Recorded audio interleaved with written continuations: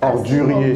Ouais, il y a trop d'injures dans tes propos. Quand tu es en train de parler, vraiment, ça sort comme si c'était un jeu d'enfant, en fait. C'est ta marque de fabrique, ça? Oui, mais mets-toi à l'aise, hein, c'est le but. Faut pas te laisser flageller par quoi que ce soit. Mets-toi à l'aise. Voilà.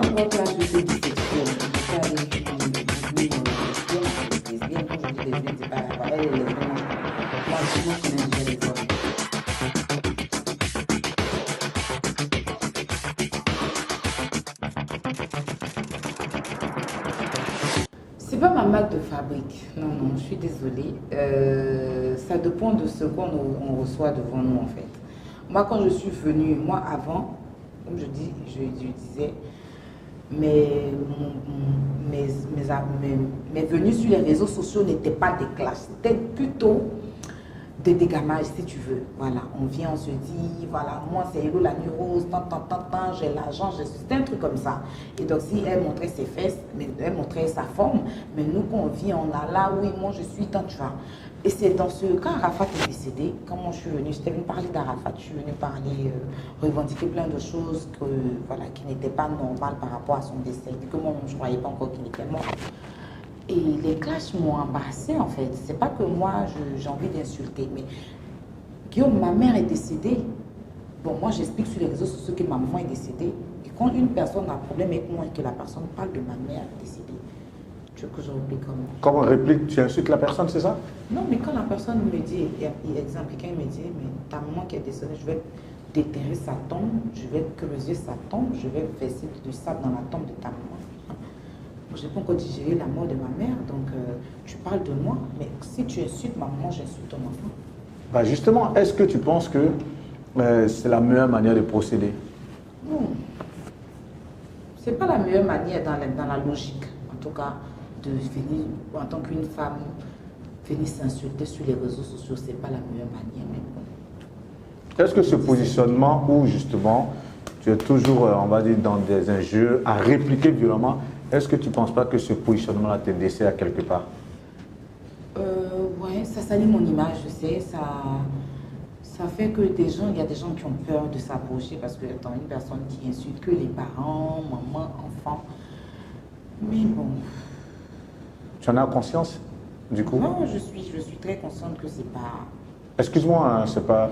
Excuse-moi, mais est-ce que c'est pas la résultante du fait d'une certaine éducation quand tu y réfléchis? Non. Parce que justement, tu n'as pas grandi avec tes parents. Est-ce que tu ne penses pas que le fait que tu aies grandi dans la rue, est-ce que la rue t'a éduqué à sa façon au point où tu es devenu très impulsif et que tu réponds à tout avec des injures? Malheureusement, la rue m'a bien éduquée.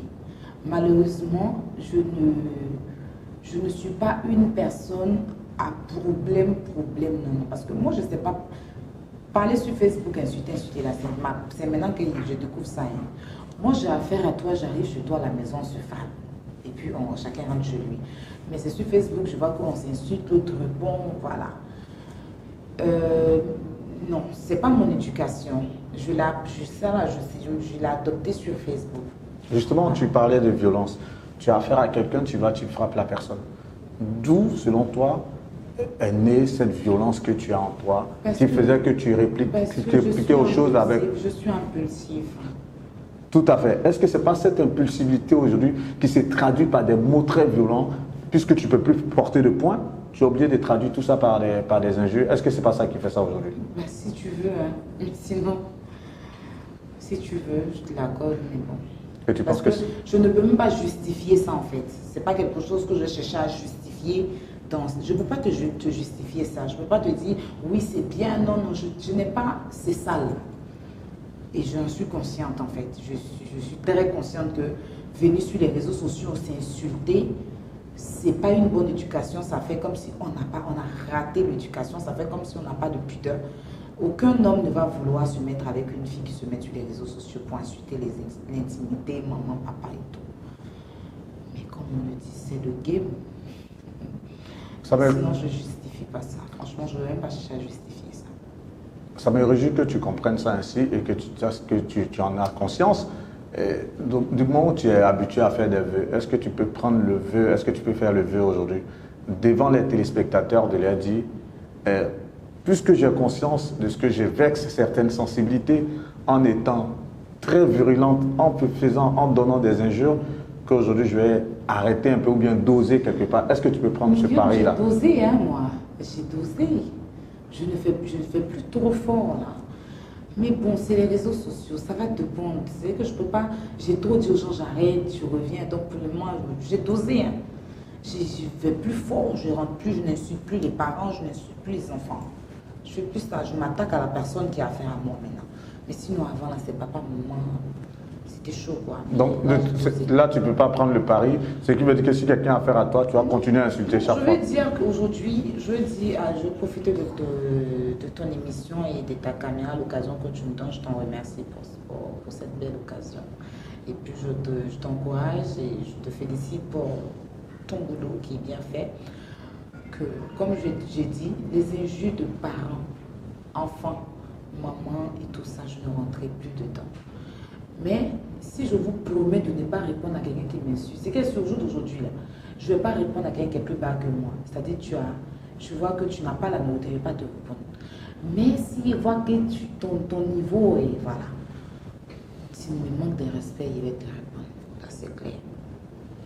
Maintenant, peut-être qu'au fur et à mesure, je vais changer. Je travaille sur mon comportement, ne vous inquiétez pas.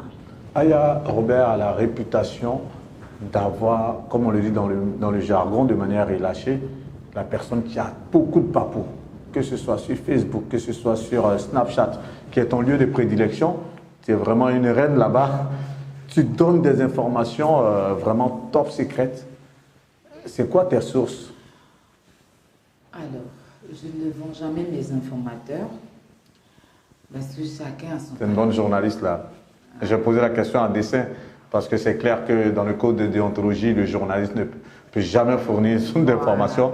Là, tu es dans le beau rôle du journaliste, oui. C'est vrai, tu ne vends jamais tes informateurs. Vas-y. Mais bon, j'ai voulu faire un peu comme Mac Blata. Je ne sais pas si tu le connais, Mac Blata. Non. En toute honnêteté. Aussi blogueur français. Il est algérien, mais de nationalité française. Voilà. Et il y a plein d'autres, il y a Diesel, tout ça. Et aux États-Unis, c'est fréquent, on parle des stars. On parle de la vie des stars, c'est comme un peu les paparazzis sur la vie des stars et tout. Donc c'est un peu un truc comme ça que mais je vois que ça ne plaît pas aux Africains. Ils n'aiment pas qu'on parle des gens, mais ils aiment l'affairage. Voilà. Mais j'avoue que dans mon possible d'affairage, je suis allée un peu fort avec certaines personnes. Voilà, c'est-à-dire je suis sortie du cadre à un moment donné, je me suis laissée emporter par l'émotion, surtout de Arafat, parce que je n'ai pas laissé Carmen en fait. Donc tout ce que j'apprenais sur elle, je venais tout dire, ce qui n'était pas en quelque sorte normal, parce que quand tu es gossip, il faut être impartial. Je n'étais pas impartial sur ce côté. Mais bon, je ne fais plus d'affairage, je ne sais pas si tu le savais, j'ai arrêté. Voilà, je ne fais plus d'affairage, maintenant je me concentre à mon blog, voilà, au buzz du moment, si je dois me mêler des buzz, si je dois moi-même aussi créer des buzz, je ne fais plus d'affairage sur Snap. Maintenant c'est les chics en jailleur, c'est les chics affaires. Justement, l'information trash, le gossip et autres, ce sont des genres, hein. Mais est-ce qu'en termes de méthodologie, justement, est-ce que tu n'as pas failli quelque part? Parce qu'il faille des techniques... Il faut me parler le français, s'il te plaît, méthodologie, là, c'est non, la méthodologie, c'est la manière de faire. Parce que je veux dire... On n'a qu'à aller en terre. Ok, donc, merci. En fait, tu fais un travail qui, forcément, c'est ce que les journalistes font, c'est ce que les paparazzis font, mais il y a des techniques pour le faire. Oui, c'est comme toute technique. Je n'ai pas eu cette technique-là. Merci. C'est ça que je suis en train de dire. C'est ce que je dis. C'est pour ça que je te disais, est-ce que tu n'as pas failli dans la méthodologie? Parce qu'en termes de technique de recherche et de traitement de l'information, il y a toute une méthode. Est-ce que quelque part, souvent, tu ne te dis pas, oui, ce que je fais, c'est intéressant, mais il faut que j'essaie de faire une petite formation pour ne pas trop... Voilà, moi, tu vois, moi, je n'ai pas fait de formation. Je n'ai pas étudié, j'ai essayé, je me suis levée un bon matin, je dis, je fais affaire sur Snap. Et je n'ai pas fait ça avec... Je n'ai pas été... Je n'ai pas... Dans mes affaires, je n'étais pas professionnelle. C'est-à-dire que, comme je l'ai dit, je mélangeais tout. C'est-à-dire que si j'ai un problème personnel, toi, s'il y a affaire sur toi, il n'y a pas, et puis il règle mes problèmes en même temps. Pourtant, non, je dois parler de tout le monde. Si je suis amie avec toi, Je ne parle pas de pour toi, mais je parle de pour une autre, tu vois. Je n'ai pas été professionnelle, donc j'ai préféré laisser. Mais sinon, le gossip, c'est quelque chose que je veux poursuivre, mais plus tard, je regarde un peu, je vais plus apprendre et puis revenir dessus plus tard parce que ça m'intéresse ça par contre. Dans les différentes informations que tu as données, est-ce qu'il y a certaines qui ne se sont pas révélées fausses Oui, en définitive? avec Maurice Le Mollard, avec Maurice Le Mollard et sa femme et Carmen, j'ai eu une information, c'est la seule fois que je n'ai pas vérifié mes informations, hein. Sinon tout ce que j'ai dit, je n'ai pas diffamé sur quelqu'un. Mais sur Maurice, j'ai diffamé par contre parce que la personne qui m'a envoyé l'information, je n'ai pas pris le temps de vérifier et quand j'ai parlé de ça après, la personne devait m'envoyer les preuves, la personne n'a pas envoyé les preuves, après j'ai constaté que c'était faux. Quand je me suis rendu compte, je me suis excusée publiquement. J'ai démenti, j'ai même dit à Maurice qui m'a dit, je l'ai dit même en public, la personne qui m'a donné l'information, parce que moi, franchement, je protège les personnes qui me donnent des informations. Mais quand tu viens me donner une fausse information, parce que tu as un problème personnel avec quelqu'un, tu me dis, tu vas m'envoyer des preuves. Je commence à parler de ça, j'attends les preuves, tu n'envoies pas. Je constate que c'est faux, j'étais obligée de la vendre. Et je l'ai dit à Maurice, je fais un tour, je dis, voilà, celle qui m'a dit. Et puis voilà, je me suis excusée publiquement auprès de lui et de sa femme et Carmen. Voilà, pour ça. Puisqu'on est dans le feu des informations que tu traites, il y a une que tu as traitée ces temps-ci qui est d'actualité, un thème très sensible par rapport au cas présumé de viol qu'a subi la petite Fabienne. Cette histoire-là, c'est toi qui l'as révélée sur les réseaux sociaux. Comment est-ce que ça commence? Essaie de nous faire la genèse, mais vraiment voilà, de manière comme la genèse que tu n'as jamais dite sur tes directs, parce que je sais que tu fais tellement de directs, mais on sait que cette histoire, c'est toi qui lui as donné une telle épaisseur. Comment ça a commencé? Bon, ça commence comment? Je connais Fabrice Perasonam. Je l'ai connu au Maroc. Voilà. Et il était un ami à Didier, Fabrice Denon. Donc c'est un grand frère qui était, que j'étais proche en fait. Voilà, quand je suis rentrée en Europe, on a gardé contact, on était plus fort virtuel, on se parlait et tout. La veille de sa mort même, je l'ai eu au téléphone, il m'a eu à 4 h du matin et je me réveille à 8 h, on me dit qu'il est décédé. Donc voilà, c'était... je ne me rappelle plus de la date du rêve, hein, franchement, tu vois, je ne me rappelle plus. J'ai pas trop de... C'est pas grave. Voilà. Un samedi, je devais sortir avec mes copines, voilà, du mois passé. Voilà, je devais sortir avec mes copines. Et puis, voilà, je tenais à m'excuser parce que moi, quand je fais mes directs pour sortir les dates, je vérifie tout. Mais là, je ne savais pas qu'il y a des questions qu'il fallait préparer. C'est pour ça que c'est un échange simple, t'inquiète. Voilà, il ne faut pas t'occuper des dates. Si vous avez la date, bah voilà. Donc je devais sortir avec mes soeurs, voilà. Et puis j'étais fatiguée, c'est-à-dire que je suis allée faire mes courses, hein, je suis venue. Ma soeur a fait le taxi. Le taxi devait venir me chercher. Le taxi, elle-même là, elle est venue même avec le taxi. J'ai commencé à dormir. Je me réveille à 2 h du matin.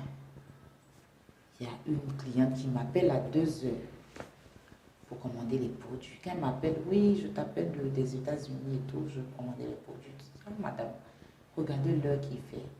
Je me lève tout de suite, je vais faire pipi. Mais quand je dormais, j'ai rêvé à Fabrice. J'ai rêvé que Fabrice, c'est comme si je suis allée au Maroc. Et je suis allée au Maroc et j'ai une amie d'enfance qui m'a retrouvée au Maroc. Et quand j'arrive au Maroc, parce que Fabrice il a un coin qu'on appelait le Sexus. Donc quand j'arrive devant le Sexus, on va rentrer, je vois que tout le monde est dehors parce que Fabrice ne veut pas voir quelqu'un dans la boîte. Donc moi je dis au Marocain que je veux parler à Fabrice. Il dit non, il ne peut pas me laisser parler à Fabrice parce que Fabrice ne veut pas voir quelqu'un dans la boîte. Donc je me mets sur le côté, j'ai une amie qui arrive, qui essaie de parler au Marocain, au portier. C'est sa soeur, elle est arrivée de force, elle peut le calmer. Donc comment il accepte, j'ouvre la porte du Sexus, je vois Fabrice, il est dans lequel m'a vu la souris, un peu un petit sourire. Je dis mais qu'est-ce que se passe grand frère? On se met sur la table d'un billard, on discute lui et moi, et puis il me fait comprendre que les Africains sont méchants, les Noirs sont méchants, il ne veut pas avoir des Noirs, il veut plus. En tout cas, il était très en colère et j'ai réussi à le calmer. Et c'est comme ça, dit non, laisse-les, ils vont s'amuser. Tu connais qu'ici, là, c'est un peu dur pour qu'on trouve les points pour s'amuser. Tout ça dans le rêve. Dans le rêve. Et il a accepté. Et quand on est sorti, tout le monde a commencé à m'applaudir dehors parce que j'ai réussi. Tu as réussi à le... Voilà. Et c'est comme ça que je reçois l'appel de la dame. Et quand je dis, madame, je vous rappelle, je ne l'ai même pas rappelé, je vais dans mon WhatsApp pour essayer de voir. Je vois, il y a une dame qui m'a envoyé un message d'un numéro de Côte d'Ivoire qui me dit Fabienne a été violée et que personne ne parle de ça au Maroc. Je dis, comment ça? Et c'est comme ça. Moi, je sais que Fabi, elle est avec Domi Chouagoui. Donc, j'essaie d'appeler Domi. Elle ne décroche pas. Donc, j'appelle une amie. Mon amie qui était moi dans le rêve, je l'appelle pour lui... elle et moi, on était en froid. Donc, quand je l'appelais, elle me dit, mais moi, je t'ai appelé une fois, tu n'as pas décroché. C'était pour te dire ça. Donc, elle m'explique. J'essaie d'appeler Domi décroche pas. C'est comme ça que moi, tu décides de rendre l'information publique. Une tata qui consulte et tout ça. Voilà. Je l'appelle. C'est une tata qui connaît les rêves et tout. Je lui explique. Ce jour-là même, je l'appelais, elle dormait pas. Quand elle dort vite. Je l'appelle, je lui explique mon rêve. Donc, c'est là qu'elle me dit, voilà, c'est parce que... Oui, vas-y. Elle m'explique dans mon rêve que dans le rêve que j'ai fait, ça veut dire que personne ne veut régler. Fabrice veut passer par moi, comme je suis sur les réseaux sociaux, de dévoiler. Donc, ne même pas attendre l'appel de Domi. Elle-même n'aime pas quand je fais des Facebook, mais ce jour-là, elle m'a donné le feu vert de parler de ça. Et donc, c'est comme ça que j'ai commencé. Et du coup, après, quand tu rends l'information publique, est-ce que tu arrives à rentrer en contact avec Dominique? Je rentre en contact avec Domi le matin. Voilà, je rentre en contact avec Domi le matin. Elle me rassure que la petite a vraiment été violée. Voilà. Et puisque c'est elle qui a la garde de l'enfant, elle a la garde de l'enfant depuis le décès de Fabrice ou avant? Oui, depuis le décès de Fabrice. Et la petite, somme toute, paraît-il qu'elle a été violée depuis qu'elle avait 11 ans? Oui, depuis qu'elle avait 11 ans. Et là, maintenant, elle a 14 ans. Donc, ça veut dire qu'on la violait du vivant de son père. Du vivant de son papa, mais il ne savait pas, le père ne savait pas. Mais elle vivait avec qui en ce moment? Elle vivait avec son papa, mais le gars, il couchait selon ce que la petite a dit, et moi je me suis dit, que quand il a couché avec elle, elle n'a jamais dit ça à son papa, elle n'a jamais révélé à son papa.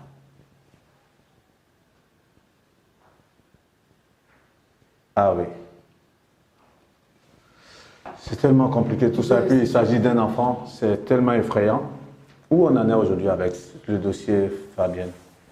Bon, j'ai eu les concernés, c'est-à-dire Domi, qui a la garde de la petite. J'ai eu la maman de la petite. Ils ont déposé une plainte, ils ont pris un avocat pour poursuivre l'affaire. Donc Domi m'a eu au téléphone, elle m'a fait comprendre que, voilà, elle m'a envoyé des échanges avec l'avocat, que pour l'instant, il ne faut pas qu'on parle sur les réseaux sociaux. La maman aussi m'a eu avec l'oncle de la petite. Ils sont en train de chercher à tracer, faire des choses, donc quand ça sera bon. Normalement, elle m'a dit cette semaine, donc j'attends quoi. Mais tu ne penses pas que là, on veut couvrir quelqu'un quelque part? Non, il n'y a rien à couvrir parce que si moi, elle m'a donné une date, moi j'attends la date. Si la date arrive que ça n'a pas été fait, ben, je reviens. Elle m'a dit, parle pas, faut pas que je vais parler, elle va dire c'est à cause de moi. Ils n'ont pas pu régler la chose, donc j'attends. Du coup, par rapport à la cagnotte avec Makoso, où on en est? Mais c'est ce que je ne sais pas si Makoso a fait de cagnotte, ça je ne suis pas informée. Je sais qu'il a dit qu'il allait aider, mais je ne sais pas s'il y a de la cagnotte. Voilà. Parce que pour l'instant, on a stoppé par rapport à la justice marocaine. Donc on attend que tout se fasse. Toi, tu as inventé cette information dans un premier temps, on va dire. Toi, tu as été la première personne à en parler. Qu'est-ce que tu retiens du dossier de la petite Fabi? Je retiens qu'il y a beaucoup d'hypocrisie, il y a beaucoup de méchanceté, il y a beaucoup de choses qui se cachent. Et les Ivoiriens au Maroc sont juste méchants. Et je sens qu'il y a quelque chose qui se passe. Parce que ce n'est pas normal, en fait, qu'on dise qu'il y a une petite fille qui a été violée, qu'on nous parle d'enquête, pendant que le violeur, là, il se balade, il est en paix, et qu'il y a des gens qui vont pas. Tu sais, au Maroc, qui ont vite fait, hein, si tu as pris l'argent de quelqu'un au Maroc, on prend des gens venir te frapper. Si tu dois quelqu'un au Maroc, il emmène des gens, on les appelle des dragons d'or, ils viennent te frapper, te font un guet-apens, ils te frappent, ils prennent tout ce qui est dans ta maison. Et on dit une petite fille a été violée. Personne n'a fait quoi que ce soit. Il y a beaucoup de zones d'ombre. On va laisser la justice élucider tout ça. Aya Robert, tu as déjà aimé dans ta vie? Oui. Et quand tu aimes, tu es quel genre de personne? En quoi? En amour? En amour, en amitié. Ouais. Je suis une personne vraie, sincère. Quand j'aime, j'aime. Si je décide de t'aimer, c'est jusqu'à la gare. Justement. Et quand tu n'aimes plus, est-ce que ça peut se transformer en haine? Quand tu me trahis. Quand tu parles de trahison, ça peut être à quel niveau? Au niveau où moi, je peux t'expliquer un passage de ma vie. Ou bien te confier un secret. Parce qu'on a une histoire, tu vas donner mon secret que je n'avais pas envie de dire ça sur la toile ou que quelqu'un soit au courant. Ou tu me manques de respect, mais publiquement, ou j'entends que tu m'as critiqué. Tu vois, c'est des choses que moi, ça me rend... Quelle a été ton histoire d'amour la plus controversée sur les réseaux sociaux? En matière de quoi? De relation? Ouais, en matière de relations amicales, ta relation amicale la plus controversée ou en matière d'amour qui ne tient plus. Qui ne tient plus sur les réseaux sociaux, c'est laquelle? Comme tu sais, hein, avec Kwadjo. Hein? C'est qui Kwadjo? Elle s'est fait appeler Keïta sur Facebook, Emmanuel Keïta. De son vrai nom, c'est Kwadjo Louise Adolphine Emmanuel. Hein? C'est une dame que j'ai vue sur les réseaux qui m'a approchée. Celle qui m'a approchée, je la voyais, mais voilà, elle m'a approchée. Et après, elle s'est foutue de moi, en fait, quoi. Voilà, je suis encore sur elle. Hein. Justement, est-ce que tu penses que c'est la meilleure manière de régler ce désamour qui s'est installé aujourd'hui entre vous? Mais c'est là, pour moi, il faut qu'elle comprenne que, je veux l'emmener à comprendre qu'on ne se fout pas de tout le monde, en fait. Tu vois ce que je te dis? Quand une personne te respecte, une personne te considère, une personne a combattu quand tu avais besoin, tu ne traites pas. Moi, ce n'est pas le dissocié qui me dit quoi que ce soit, je m'en fous en fait de ça. Parce qu'elle, là, contrairement à moi, je ne vois pas son image, je te jure, je ne te parle clairement. Mais le fait que moi, je suis en couple, ça fait 2 ans que je suis en couple. Et elle, par contre, je ne suis pas rentrée dans les détails de ma relation, mais j'avais convenu quelque chose avec celui avec qui je suis. Et je l'ai informé plutôt. Voilà, je dois me marier. La date n'est pas encore fixée, mais si jamais le mariage se fait, c'est toi le témoin de mon mariage, la seule personne à qui j'ai dit. Et je lui ai dit parce que c'est elle que j'allais prendre comme mon témoin. Donc c'est pour ça que je l'ai informé. C'est pas parce que j'avais envie de raconter ça en fait. Et comme on a une histoire, elle va répéter ça à une blogueuse, évidemment, Love Lu. Et Love Lu en histoire avec moi. Elle me sort ça. La seule personne à qui je dis là, c'est elle. Est-ce que c'est normal? Avec tout ce que elle a fait, tout ce qu'elle m'a fait dissocier, me critiquer, j'ai eu des audios où elle parle mal de moi, aller me critiquer pourtant je ne lui ai rien fait du tout. Juste parce que mon image, j'avais trop sali mon image pour elle. Elle voit que maintenant ça ne prenait plus, elle cherchait quelqu'un d'autre. Tu cherches un support, est-ce que tu as besoin de me salir? Mais ça même, je n'ai même pas parlé. Pour toi, le mot pardon a quelle résonance? Moi, je pardonne, mais quand c'est sincère, c'est pas de la comédie en fait. Moi, quand je viens te demander pardon, le pardon pour moi, ça ne me coûte rien, mais je le fais avec mon cœur. Mais tu penses qu'aujourd'hui, à vouloir faire toutes ces petites guerres sur les réseaux sociaux, est-ce que ça te permet, toi, de pouvoir faire agrandir ta communauté? Non, au-delà d'elle seule, parce que là, tu as cité pas mal de noms, mais je veux dire, tu ne penses pas qu'aujourd'hui, le positionnement que tu as, où tu fais des prises de parole sur des faits sociaux, est-ce que tu ne penses pas que c'est mieux de pouvoir te concentrer sur ça que de rester à régler les comptes ça et là? Est-ce que tu penses que ça peut te faire agrandir ta communauté sur les réseaux sociaux? Oui, ça, je comprends. Mais elle, je n'ai pas encore digéré, en fait. Qu'est-ce qu'il faut pour que justement, qu'est-ce qu'il faut pour que tu arrêtes cette fatwa-là, on va dire ça comme ça? Je n'ai pas de conditions à donner, mais ce qui est sûr, je n'ai pas encore digéré ce qu'elle m'a fait. Parce que pour moi, c'est comme si elle m'a jeté, elle a craché sur moi, en fait. C'est ça. Et ça, tu n'arrives pas à lui pardonner? Non, c'est pas que je n'arrive pas, mais parce qu'elle continue, en fait. Tu vois, elle continue à faire des trous dans le noir. Elle fait des trous dans le noir. Je ne l'ai pas encore pardonné, quoi. Le fait qu'elle n'ait pas dit un truc que je l'avais, c'est que donc si je devais me marier, elle allait gâter mon mariage. Donc cette guéguerre va durer encore combien de temps? Ça ne va pas durer longtemps. Hein. Quand je vais me calmer, en fait. Peut-être qu'on va arriver en justice. Parce que c'est mon souhait. Oui, oui, c'est mon souhait. Franchement. Parce que quand je vais tellement faire, parce que à chaque fois qu'il y a quelque chose qui sera sur elle, je vais sortir. Ça, c'est clair. Ça, je ne vais même pas cacher. Parce que ce qu'elle m'a fait là, ça veut dire qu'elle ne réalise pas en fait.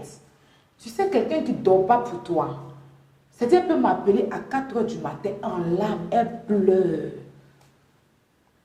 Tu l'as mis au point où peut-être vu que tu avais un penchant, excuse-moi, hein, vu que tu avais un penchant lesbienne, est-ce que c'est pas... Est-ce que, non, mais parce que cet amour, est-ce que ça ne va pas au-delà? C'est pas une question d'amour, j'avais pitié, non, parce que faisait de la peine. Non, mais au-delà des mots qu'on peut employer aujourd'hui, au-delà de toutes des épithètes qui peuvent être employées aujourd'hui, il y a eu quand même une sympathie que vous avez témoignée quelque part. Non, mais elle ne tient pas compte de ça, elle.